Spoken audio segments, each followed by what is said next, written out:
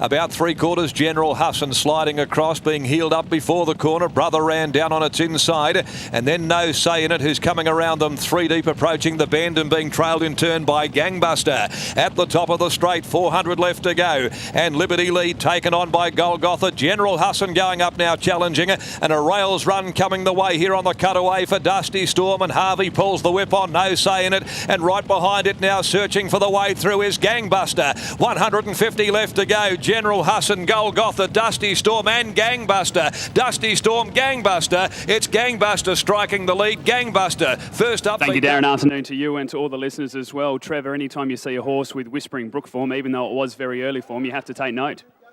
Yeah, exactly. We paid good money for him. He's a half-brother to Let It Slip that won the Magic Millions.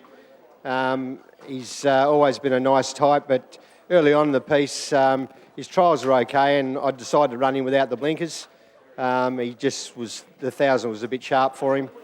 Just today, ridden a bit patiently, the 1,300, he was able to find a bit of rhythm, and happy to sort of ride on the back of Shaun McGruddy and Wolfie's success and have a bit of their luck. It appears as though you've been very patient with this 2-year-old as well. As I said, that run was back in October. Haven't seen it since. Has there been a reason for that? Yeah, I just he wasn't sort of really precocious enough early, and needed a bit more time. And even now, I still think he's quite a baby. He's out of a General Nadeem man. I thought he'd probably get up and run a bit sharper earlier, but that's not the case. He's got a lot of black fries about him. Yeah, he'll probably have another run or two, and he'll go back to the paddock, and he's probably going to be the sort of horse that might get a Derby trip in the autumn. Well, as you said, with the black fries and the half to Let It Slip as well, certainly going to have that bit of turn of foot and a bit of stamina as well. But were you confident coming into today after the trials? Was wide in those trials as well, but still attacked the line nicely? Yeah, both trials are on pretty rain-affected tracks, and he backed up from week to week. And his last trial, I just said to Jordan Mallion, just ride him quiet. I want him to relax and then learn to find the line. And I thought he trialled quite well that day. There's a couple of handy ones in this race today. Wasn't overconfident, but I would have been disappointed if he didn't run on. 1 from 1 today. Where do we find you on the weekend? Will you be at Belmont?